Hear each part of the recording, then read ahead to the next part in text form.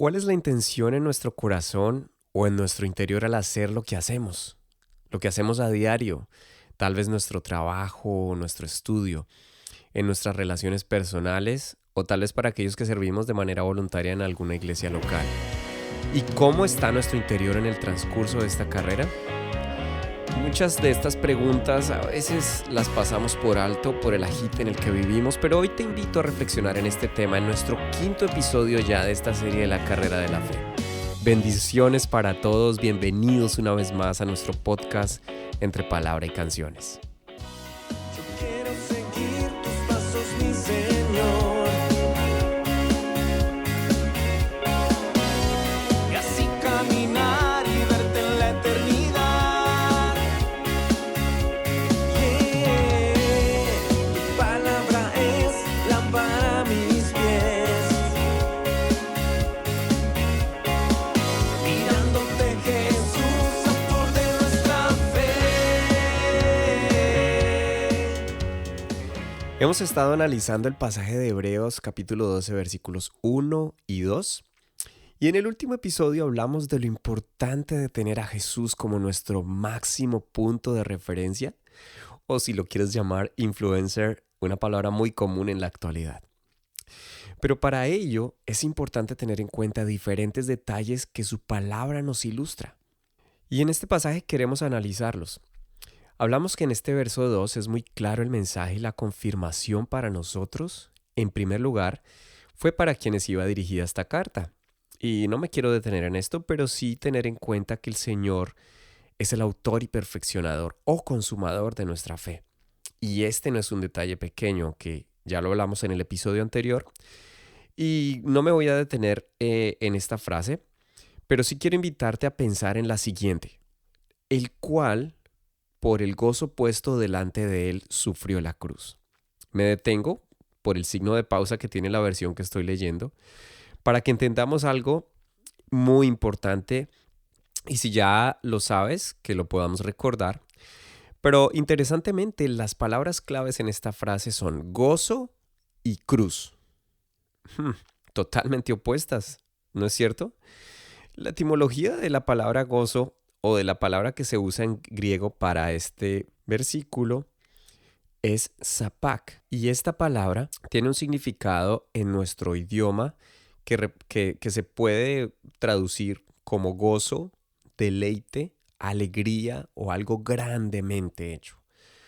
Y fue el incentivo precisamente que Dios mismo se propuso al tomar forma de siervo. Veamos lo que el apóstol Pablo escribe en Filipenses capítulo 2, versículo 5. Haya pues en vosotros este sentir que hubo también en Cristo Jesús, el cual siendo en forma de Dios no estimó el ser igual a Dios como cosa que aferrarse, sino que se despojó a sí mismo tomando forma de siervo, hecho semejante a los hombres, y estando en la condición de hombres, se humilló a sí mismo, haciéndose obediente hasta la muerte y muerte de cruz. ¡Wow! Desde el mismo instante en que el ser humano falló, Dios tenía en su propósito salvarnos.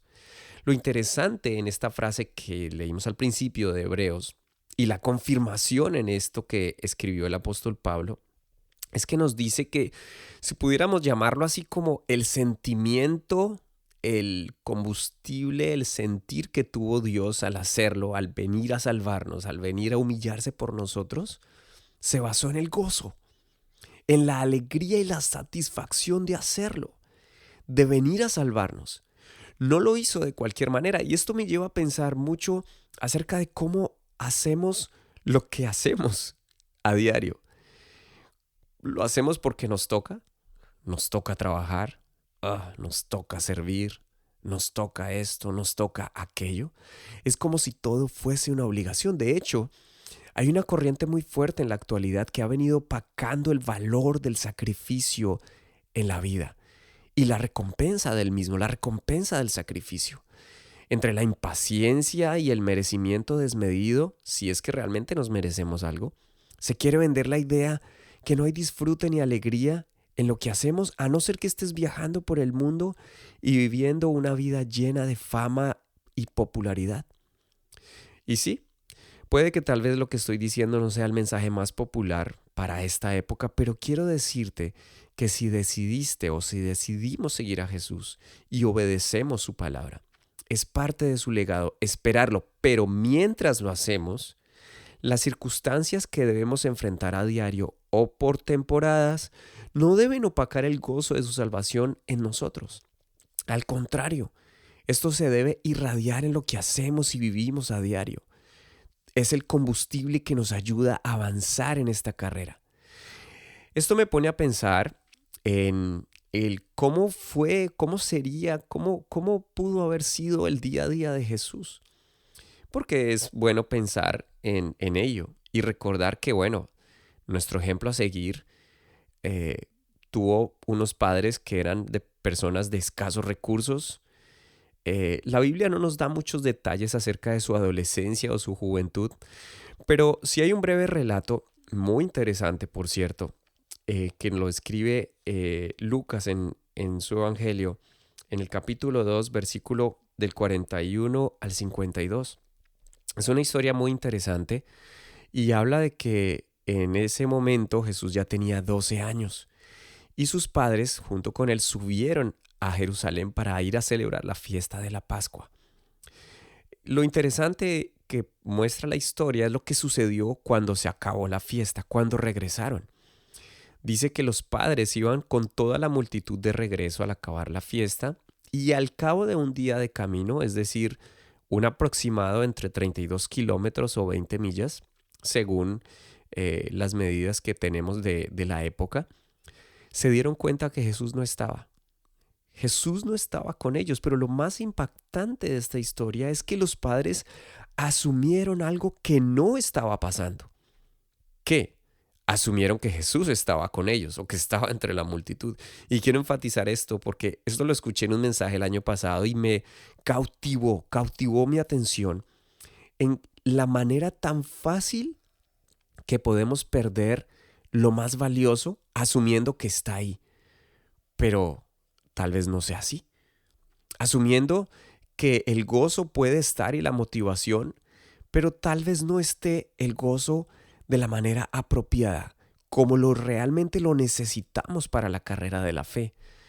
Y por eso es importante que entendamos que hay cosas que por lógica, claro, yo debo asumir que deben estar.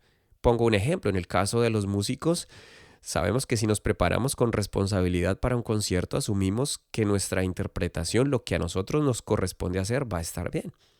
Pero que en el caso contrario, si no me preparo lo suficiente y asumo que me va a ir bien, puedo sorprenderme con el resultado. Ahora, esta semana discutíamos, o mejor, dialogábamos interesantemente en familia con nuestros hijos respecto al amor de la pareja, ya que mi hija tiene algunas dudas al respecto. Y quiero traer esto como ejemplo porque compartíamos que el amor no se puede basar en suposiciones, en palabras solamente, en abrazos y en besos. Esto es importante, pero resulta siendo superficial si nuestra relación de amor se basa en eso. Así los medios de entretenimiento masivo quieran mostrar lo contrario. Y yo les compartía que aunque yo asumo que mi esposa y ellos, mis hijos, me aman, mis acciones y la motivación, el gozo con que yo realice esas acciones fortalecen el amor entre nosotros. En el peor de los casos podría yo asumir que estamos muy bien, pero si descuido todo lo anterior, el sacrificio y la intención con que lo hago, podríamos estar en serios problemas al cabo de un tiempo. Los padres de Jesús asumieron que Él estaba en medio de ellos con la multitud, los familiares, los amigos, pero Jesús estaba inspirado por el gozo puesto delante de Él. Es como si el fuego de ese gozo, ese combustible ardía ya desde su adolescencia, desde su niñez. Y lo estaba desarrollando. ¿En dónde? Estaba iniciando en el templo, demostrando quién era y además mostrando una sabiduría mucho mayor a la de los maestros de la ley que tenían años de experiencia y estudio en lo que hasta el momento se tenía como registro de la palabra de Dios, pero que lamentablemente estaba siendo distorsionada por estos mismos maestros de la ley. Al cabo de 3 días lo encontraron. ¡Wow! Ahora, la pregunta de María cuando encuentra a Jesús, que seguramente ella, como cualquier madre responsable, estaba al borde de la locura, le dicen, hijo, ¿por qué nos has hecho esto así? He aquí tu padre y yo te hemos buscado con angustia, porque les tocó regresar y duraron 3 días buscándolo. Y es desconcertante la respuesta de Jesús, que es con otra pregunta, muy desafiante, pero contundente. Al punto que ellos no entendieron. Él les responde, bueno, pero ¿por qué me buscáis? ¿No sabéis que en los negocios de mi padre me es necesario estar? Mas ellos no entendieron la palabra que él les habló. Siendo honestos, es algo que no es tan fácil de conservar y nutrir día a día. El gozo. Este puede ser opacado por cualquier adversidad, problema, enfermedad, por algún fracaso personal, emocional, en fin. Son muchas las situaciones que vivimos y a todos nos toca de manera diferente, pero, si tenemos a nuestro referente, a Jesús, y tenemos en cuenta esto de que Él puso por delante el gozo para luego sufrir la cruz. ¡Wow! El mayor sacrificio que se podía hacer, sumado a todo lo que dice Pablo, siendo Dios no escatimó esto como algo a que aferrarse. Ahora, ¿cómo podemos nosotros vivirlo, experimentarlo? Porque se trata de eso. Si no, sería mera teoría y sabemos que la palabra de Dios es viva y eficaz. La respuesta viene en la siguiente frase, que es más fácil para nosotros porque ya no tenemos que morir de la peor manera como pago por nuestros errores si es que aceptamos al Señor y seguimos su palabra. Menospreciando el oprobio. En otras palabras, teniendo en poco o de poco valor la vergüenza pública, las dificultades. Para nosotros toda adversidad que con justa o sin justa causa tengamos que vivir, no puede opacar ese gozo que haya en nuestro corazón. Si decidimos en medio de esta carrera nutrirlo con su palabra, con la palabra de Dios, y luego reflejarlo, porque aquí es donde se hace activo, reflejarlo en nuestras acciones cotidianas, empezando por algo tan humano como el ánimo, el agradecimiento, la satisfacción. Recuerda la etimología del gozo en griego. Bueno, si ya lo olvidaste, tiene que ver con eso. Tiene que ver con todo lo que Dios te permite hacer necesariamente para suplir tus necesidades o para servir o ayudar a alguien o al desarrollar algún don especial o talento. Todo absolutamente es dado por gracia y el autor de nuestra fe nos demostró que Él ya lo hizo. Él ya lo hizo, lo más difícil lo hizo primero, pero puso por delante el gozo sabiendo que luego venía la cruz y todo lo que ello implicaba, pero menospreció la vergüenza. La tuvo en poco, porque era más fuerte el gozo puesto por delante para luego regresar a la gloria y sentarse a la diestra de Dios, su trono. Qué bueno que pensemos en estas palabras. No pierdas el gozo, no pierdas la motivación que Dios ha puesto en tu corazón día a día. En el trabajo, por sencillo que sea, por difícil que sea, es importante que siempre esté en nosotros el gozo, que haya una palabra de agradecimiento, que haya una palabra de amor, de ánimo, tal vez hacia alguien que vive con nosotros, hacia alguien que espera aprender algo de nosotros. Pero ahí es donde Jesús se ve glorificado en nuestras vidas y donde tomamos combustible y fuerza para continuar en esta preciosa carrera de la fe. Bendiciones para todos. Este es nuestro podcast Entre Palabra y Canciones en la serie La Carrera de la Fe.